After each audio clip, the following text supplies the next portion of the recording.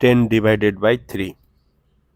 Here 3 is a divisor, so we need multiplication table of 3. 3 times 0 0, 3 times 1 3, 3 times 2 6, 3 times 3 9, 3 times 4 12. Okay, so look, 3 goes into 1 how many times? Since 1 is less than 3, so 0 times. 0 times 3, 0. If you subtract, you are getting 1. Bring down this 0.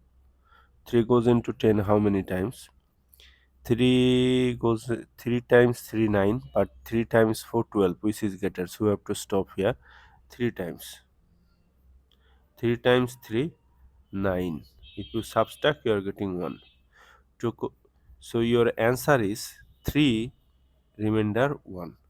If you want to write your answer in decimal form, what will you do? Just convert this whole number into a decimal number. Take here decimal, and you are allowed to take any number of zeros.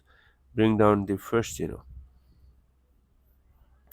But before this zero, there is a decimal, so decimal must come to the quotient directly. Okay. Now 3 goes into this 10 how many times? Again 3 times. 3 times 3, which is 9. If you subtract, you are getting 1.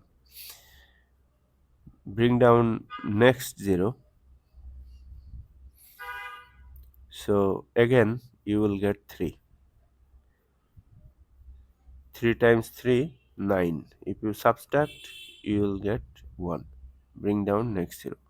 Look, now the pattern is this 3 is repeating.